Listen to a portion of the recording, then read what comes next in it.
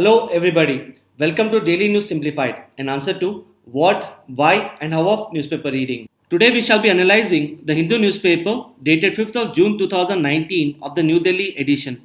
The topics to be discussed today has been presented on your screen. Timestamping for the same has been provided in the description box below. Let us begin our today's discussion. Next article appears on page number 17.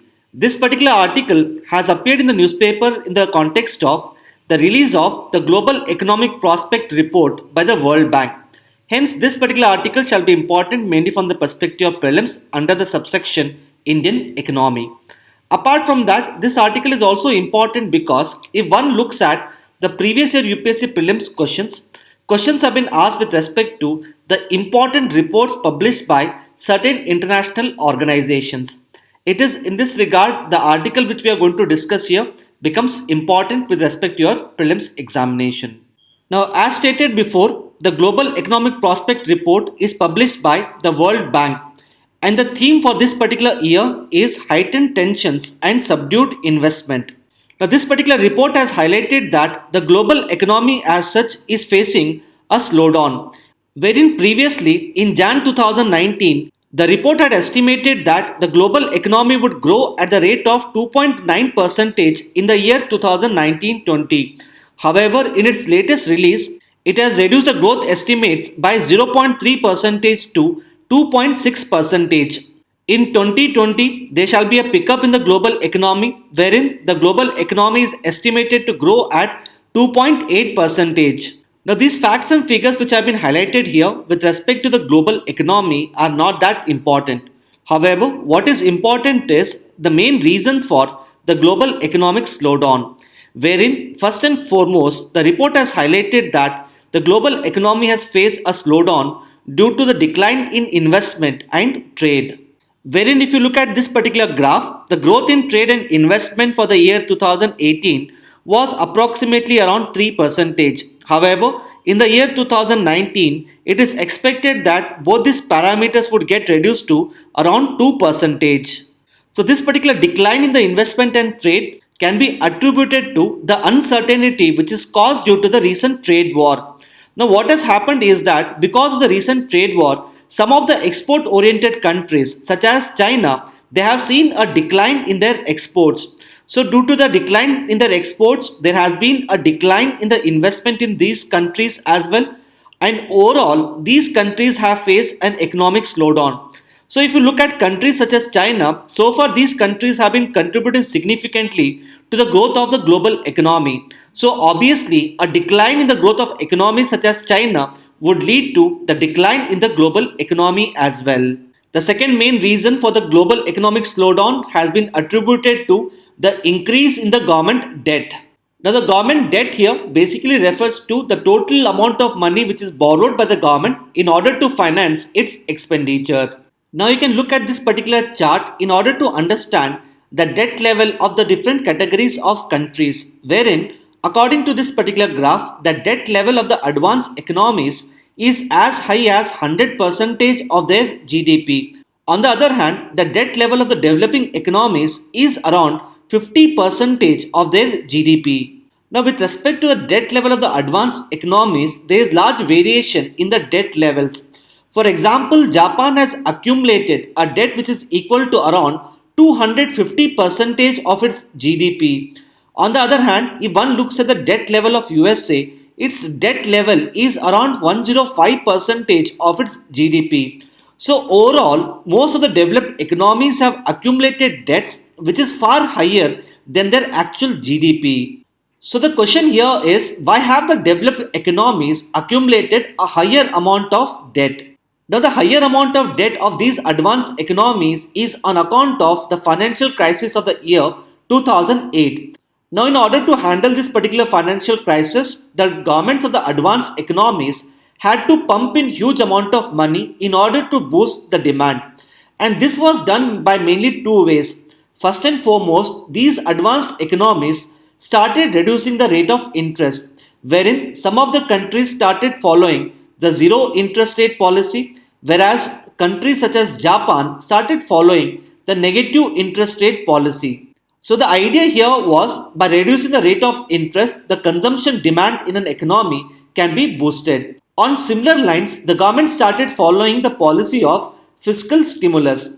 Now, fiscal stimulus, as the name suggests, stimulating the economy by pumping the money. And this fiscal stimulus was actually provided by huge amount of borrowings by the government.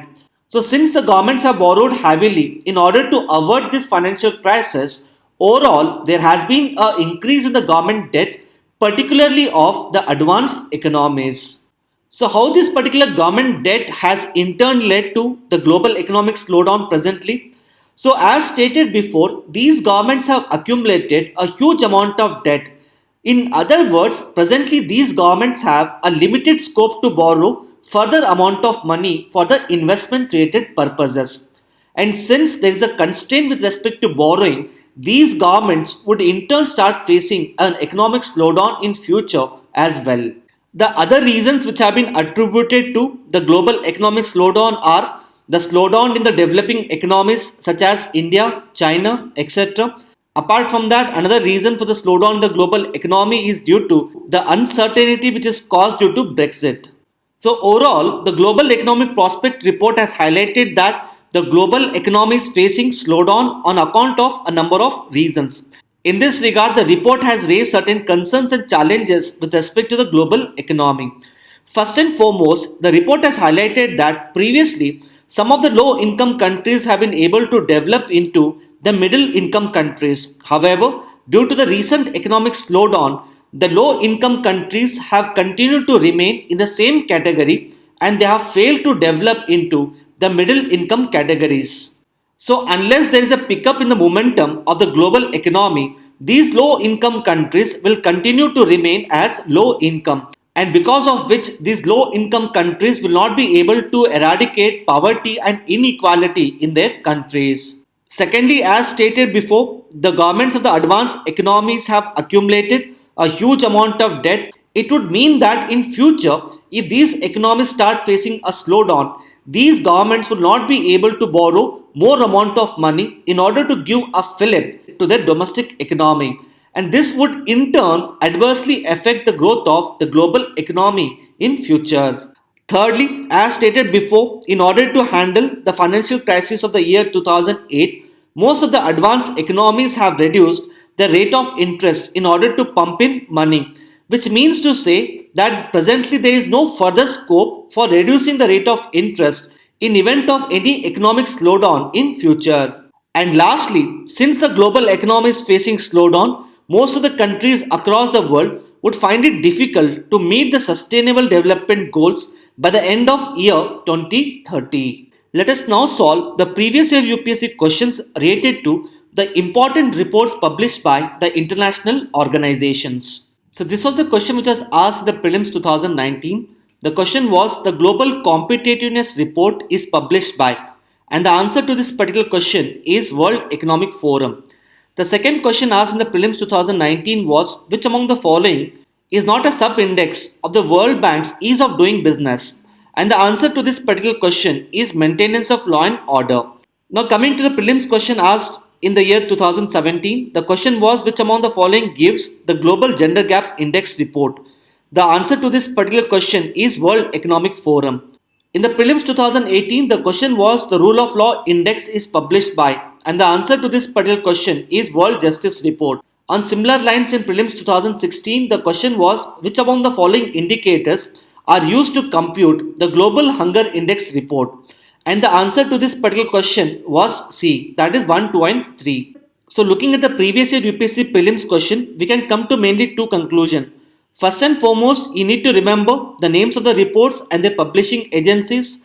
And secondly, if the report is publishing an index, you need to remember the parameters which are taken into consideration for the calculation of index. So in future, if you come across any international report, please remember these two aspects of the report. With this, let us now take up the next article. Now the next article appears on page number 1.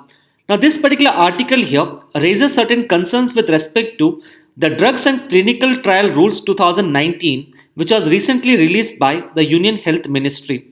Hence, this particular article becomes important with respect to GS Paper 2 Governance under the subsection issues relating to development and management of health. Before analyzing this particular article, let us first look into its background. Now, before releasing any pharmaceutical drug into the market, we need to ensure that the particular drug is efficient and it does not cause any adverse side effect on the patients. In this regard, the pharmaceutical companies carry out the clinical trials on those patients who volunteer for such an exercise. Now, based upon the results of these clinical trial data, the Drug Approval Authority gives the approval for the release of the pharmaceutical drug into the market.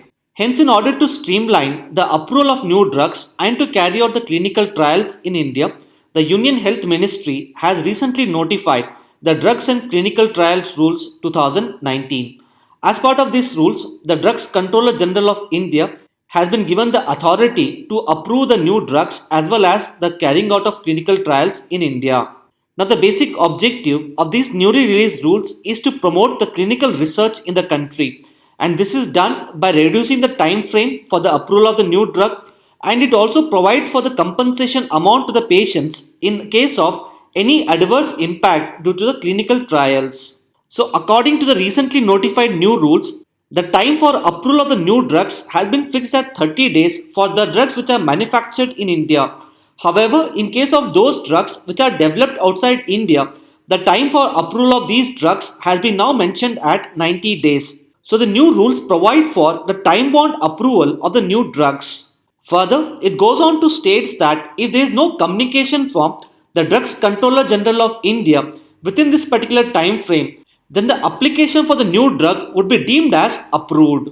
In other words, now the Drugs Controller General of India has been given a particular time frame for the approval of new drugs. And in case of no communication from the Drugs Controller General of India, then the application of the new drugs would be deemed as approved. Secondly, it has also provided for a waiver for the clinical trials in India, and such a waiver can be given if a particular drug is already approved and marketed in other countries. Now, for example, let's say a particular drug XYZ is already approved and marketed in USA. Then accordingly, the need for carrying out the clinical trial of this particular drug in India can be exempted. However, such an exemption can be given by the Drugs Controller General of India. And thirdly, in order to ensure the welfare of the patients, it provides for the prior consent of the patients. That is to say, a particular pharmaceutical company cannot carry out the clinical trials without the consent of the patients. And secondly, in event of any adverse impact on account of the clinical trials, these rules provide for a compensation amount to be paid to the patients, and this particular compensation amount shall be decided by the Drugs Controller General of India. So these are some of the important provisions of the Drugs and Clinical Trials Rules 2019. Now this particular article here highlights that there are some issues with respect to the Drugs and Clinical Trials Rules 2019. So this particular issue is with respect to the definition of new drugs, wherein the drugs definition has been expanded to include vaccine, living modified organism, as well as the stem cell derived product. Now this particular issue has specifically arisen with respect to the stem cell derived product. Now the stem cells are considered to be the special kind of cells found in the human body. Now they are called to be special on account of mainly two reasons. First and foremost, the stem cells are considered to be the self-renewal. That is to say, the stem cells develop into new stem cells. And secondly, the stem cells have a capability of differentiation. That means to say, the stem cells in turn develop into other body cells such as the blood cells, brain cells, etc. On account of the significance of the stem cell therapy is used in the medical field for a number of reasons, such as to treat the spinal cord injuries, Alzheimer's disease, Parkinson's disease, etc. So what has happened in case of India is that some of the patients were able to avail the stem cell therapy from various clinics which are involved in the clinical trials. But the new rules have now stipulated that all the clinics have to compulsorily get the marketing license in order to carry out the clinical trials. So until the time the clinics get the marketing license, the clinics cannot carry out the stem cell therapy on the patients. And usually, in order to get the approval for the marketing license, it may take some months. So in this regard, the patients who are able to avail the stem cell therapy from these clinics have not been able to avail the therapy now. So accordingly, the patients have now approached the High Court. And this particular article here has now highlighted that the High Court has asked all the clinics to continue the stem cell therapy to the patients who are involved in the clinical trials presently. So these are some of the important aspects which one must know with respect to this particular article. With this, let us now take up the next article. Now the next article appears on page number 13. The title of the article is Far More Inclusive Private Schools. Now this particular article basically discusses about the various challenges in the implementation of the Right to Education Act 2009. In this regard, the article has also given certain suggestions in order to improve the implementation of RTE Act. This particular article shall be important mainly from the perspective of GS Paper 2, Governance, under the subsection Issues relating to the development and management of education. Before analyzing this particular article, let us first look into its background. The 86th Constitutional Amendment added Article 21A to the Indian Constitution. Now, this particular article is a fundamental right which mandates the states to provide free and compulsory education to all the children in the age group 6 to 14 years. Accordingly, the Parliament enacted the Right to Education Act 2009. Now, this particular act mandates that all the government schools have to provide for the free education to the children in the age group 6 to 14 years. And in order to leverage the presence of private schools in India, the Right to Education Act provides that all the private schools have to provide for minimum 25% of the reservation in the favor of the economically weaker section of the Indian society, that is the children of those families whose annual income is lesser than 2 lakhs. Apart from that, the seats have to be reserved in the favor of the scheduled caste, scheduled tribe as well as disabled. Now the children belonging to these categories can get enrolled in a private school in their neighborhood. Now the neighborhood private school essentially means a private school which is located within 1 kilometer radius from their homes. The Right to Education Act provides that the children belonging to these categories do not pay the school fees or any kind of cost which is incurred on uniform, textbooks or the transportation. So the cost which is incurred by the schools on these categories of students shall be reimbursed by the concerned state government, wherein out of the total reimbursement by the concerned state government, 70% of the reimbursement shall be provided by the center.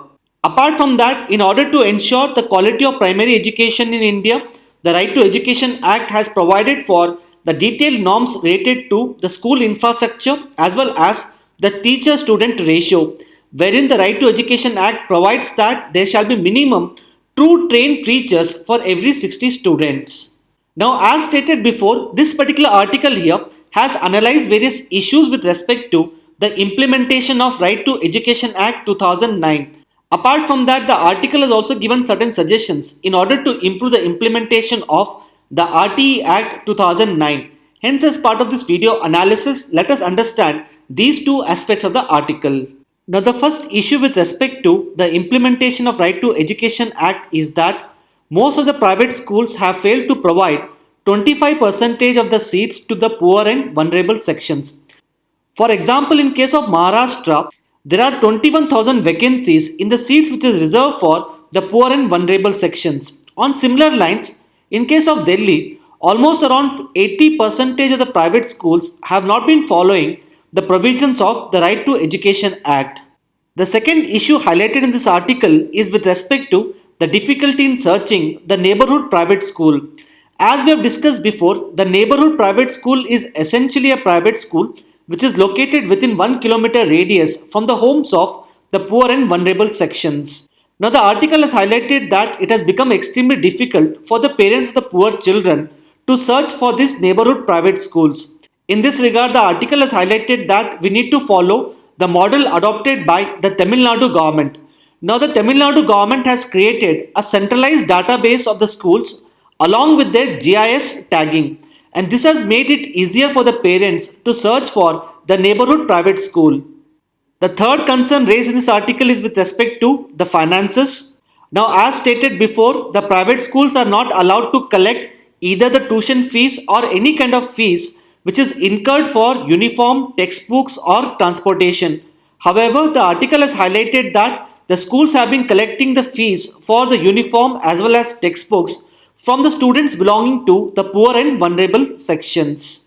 Secondly, there has been undue delay in the transfer of money from the central government to the state government. And this has in turn led to a kind of chain reaction wherein this delay of payment from the center to the states has led to delay in the payment from the state government to the schools. The next issue identified in the article is with respect to the 1 kilometer criteria which has been notified for the neighborhood private school. Now the problem here is that this particular criteria of 1 kilometer is uniformly applicable to both rural areas as well as urban areas. And this creates a problem because it is extremely difficult to find a private school in the rural areas within 1 kilometer radius. So one can say that because of this particular criteria, the rural-urban divide with respect to educational outcomes can be widened.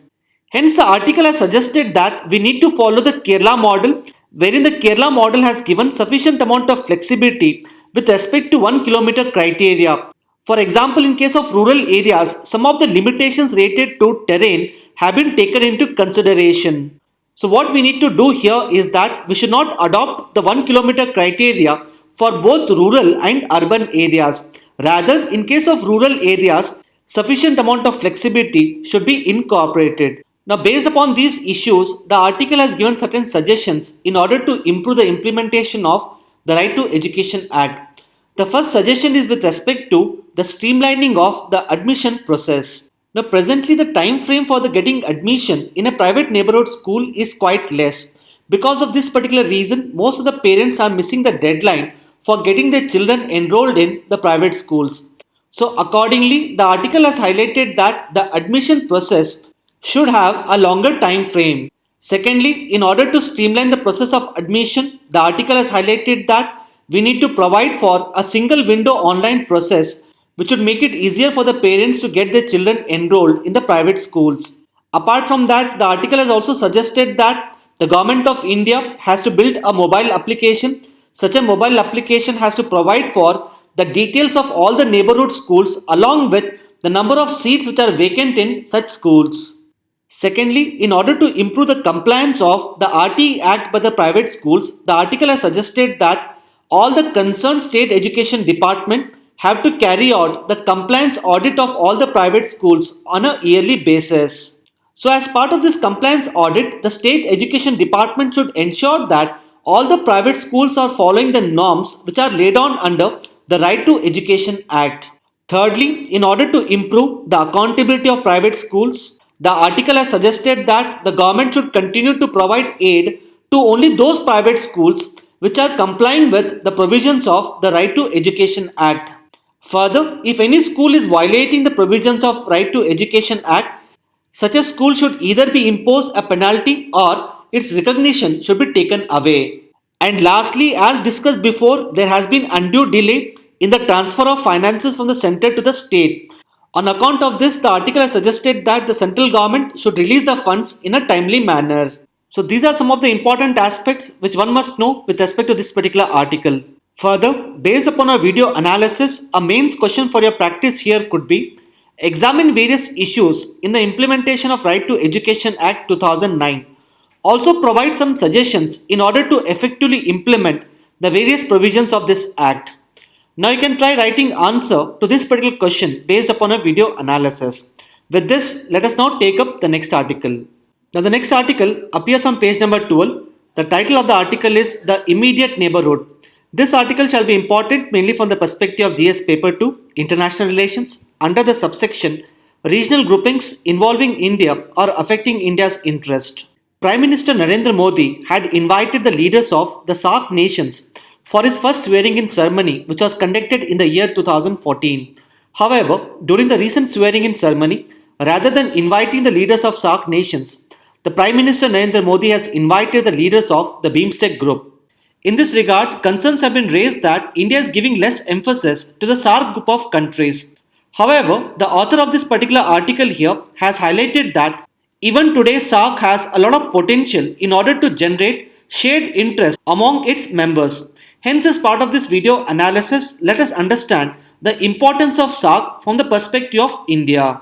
The author of this particular article is arguing that BIMSTEC can never replace SAARC. Rather, it can only supplement the SAARC. This is because the foundational principles of these two regional groupings are completely different. For example, if you look at SAARC, which comprises of countries such as India, Pakistan, Afghanistan, Nepal, Bhutan, Sri Lanka, etc. Now, all these countries are joined together not just by their geographical location. Apart from sharing a common geographical region, these countries also share a common history, language, and religion. Now, because of the shared interests of the SAARC group of countries, the SAARC will always remain relevant for India. However, if one looks at BIMSTEC group, which comprises of countries such as Bhutan, Bangladesh, India, Myanmar, Sri Lanka, Thailand, etc., all these countries are bound together only through geographical region of Bay of Bengal. And unlike the SAARC countries which share a common history, language or religion, the BIMSTEC group do not have such shared identity. So it is the shared identity and shared interest which makes the SAARC more relevant to India as compared to BIMSTEC. Apart from that, if one looks at the foundational principle of BIMSTEC, it states that the BIMSTEC would not act as a substitute to the bilateral or regional cooperation.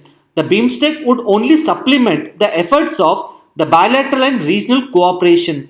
Apart from that, BIMSTEC has been set up in order to act as a bridge between SAARC and ASEAN. So the continued relevance of BIMSTEC depends upon its capability to act as a bridge between SAARC and ASEAN group of countries. And this continued relevance of BIMSTEC in turn depends upon the continued relevance of SAARC group of countries.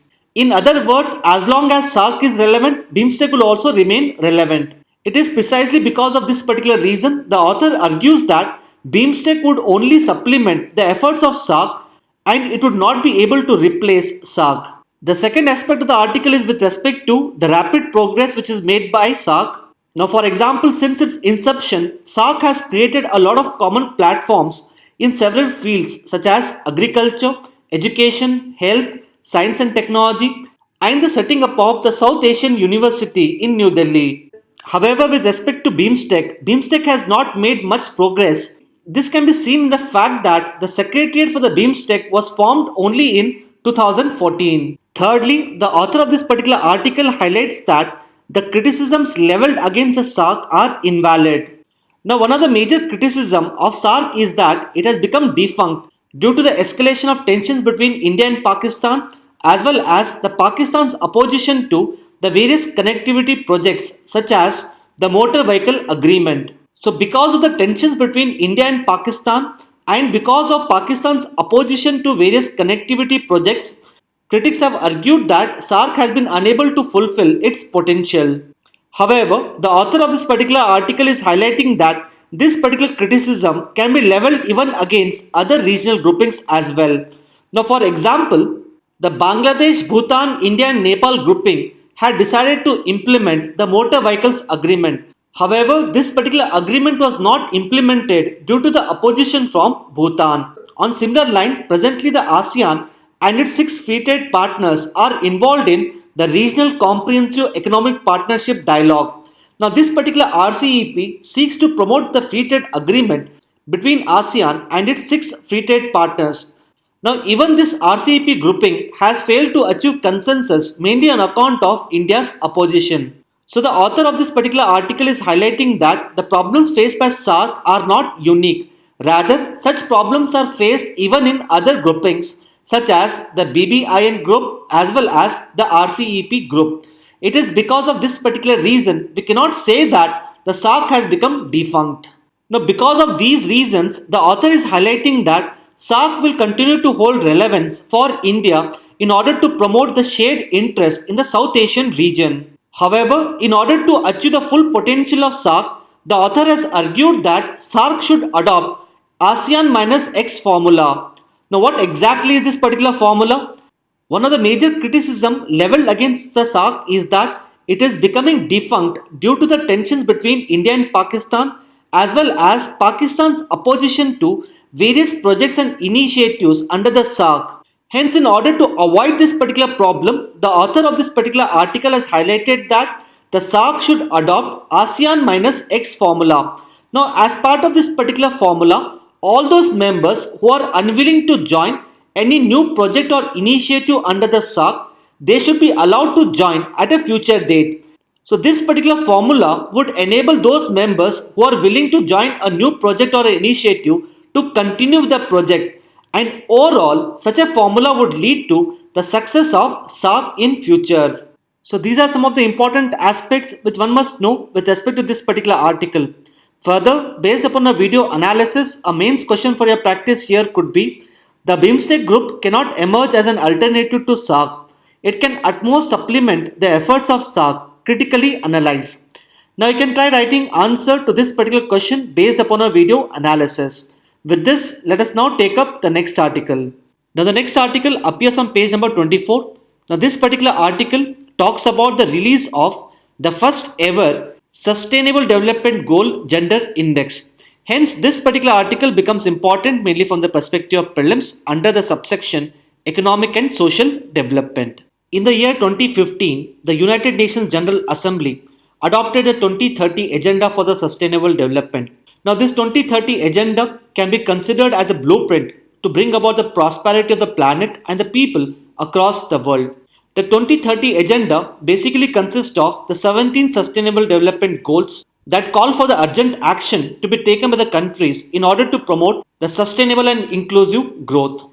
So, in order to track the progress of the countries across the world in meeting the Sustainable Development Goals related to women empowerment, the Equal Measures 2030 has recently come out with the first ever Sustainable Development Goal Gender Index. Now, the Equal Measures 2030 is actually a joint effort of the leading regional and global organizations. Now, this particular gender index takes into account the progress of the countries on 14 Sustainable Development Goals which contribute to women empowerment either directly or indirectly. In order to measure this particular index, 51 specific issues related to women empowerment are taken into consideration.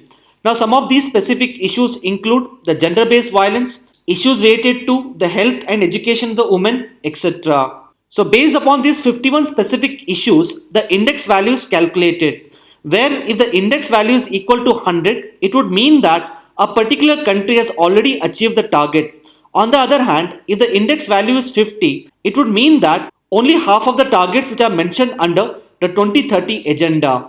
So if you look at the performance of the countries across the world with respect to this particular gender index, the top 5 countries are Denmark, Finland, Sweden, Norway and Netherlands. Now with respect to performance of India, the index score for India is 56.2, which means to say India has been able to meet only 50% of the targets laid down under the 2030 agenda. And India, because of this poor performance, has been placed under very poor category. Apart from that, this particular report also highlights that India has performed relatively well in aspects related to women's health, access to energy, and eradication of hunger and malnutrition among the women.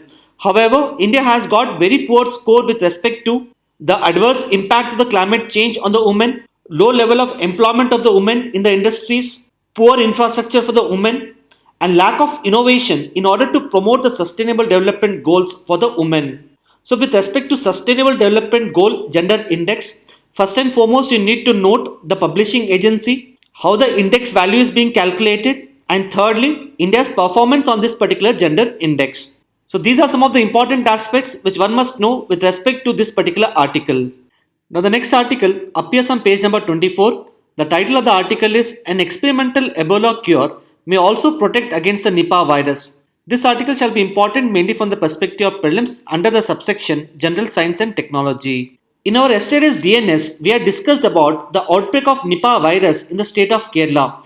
In this particular video analysis, we had discussed about the transmission mode of Nipah virus as well as the various steps taken by the Kerala government in order to stall this particular threat. Now presently, if you look at the treatment for the Nipah virus, the present treatment is the administration of the monoclonal antibodies to the patients. Now similar to the outbreak of Nipah virus in Kerala, some of the African countries such as the Democratic Republic of Congo, they are reeling under the outbreak of the Ebola virus. Now just like the Nipah virus, even the Ebola virus spreads from animals such as bats, monkeys, etc. to the humans. So for the treatment of Ebola virus, the scientists had earlier developed an experimental drug known as the remdesivir. It is to be noted that this particular drug is still under experimental stages. What has happened recently is that the scientists have administered this particular drug to the monkeys which are suffering from the Nipah virus, and subsequently the scientists have found out that this particular drug can also be used to treat the Nipah outbreak.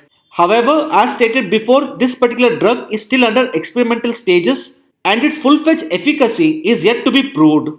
So these are some of the important aspects which one must know with respect to this particular article. Now the next article appears on page number 12. Now this particular article is basically discussing about the dispute related to the Chagos Archipelago in the Indian Ocean.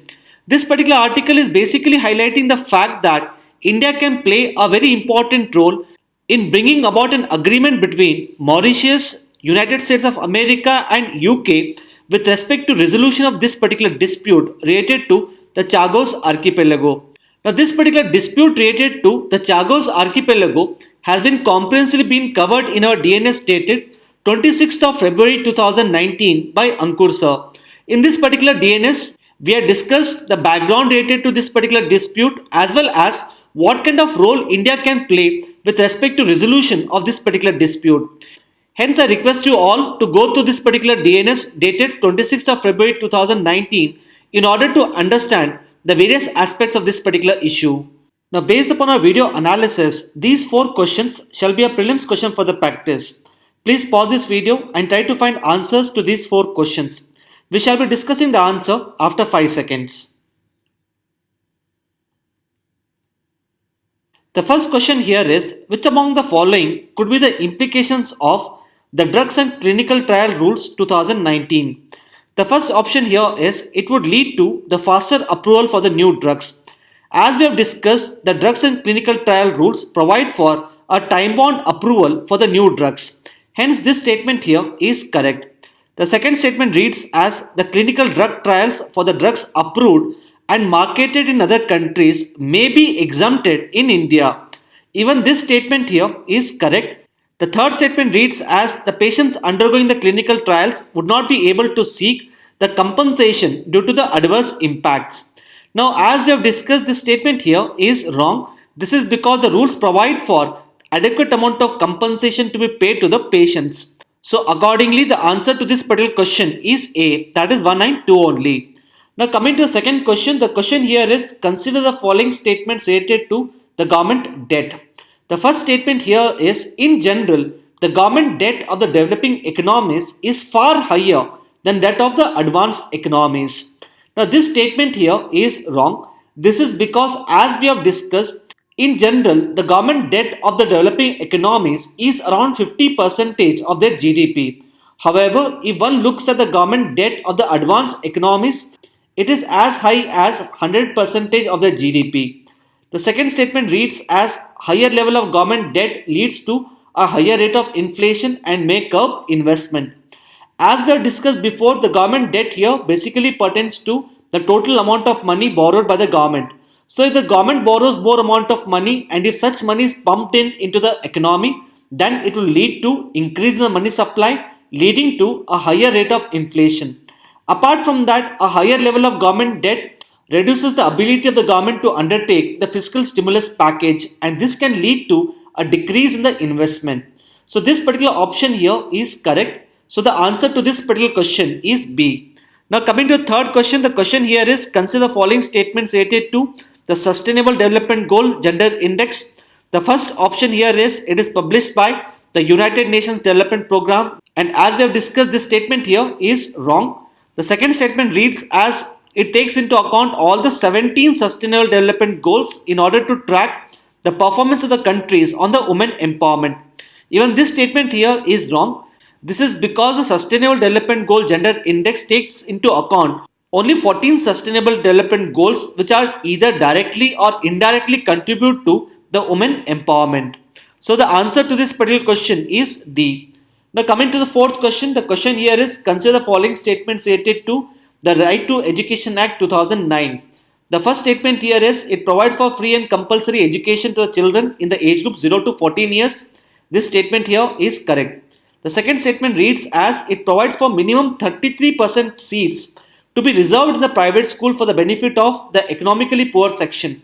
Now this statement here is wrong. This is because the percentage which is fixed is 25% and not 33%. The third statement reads as it provides for guidelines for the school infrastructure and the teacher-student ratio. As we have discussed, this statement here is correct. So accordingly, the answer to this particular question is C, that is 1 and 3 only. With this, we have come to end of today's discussion. Now let us have a look at the question for the day.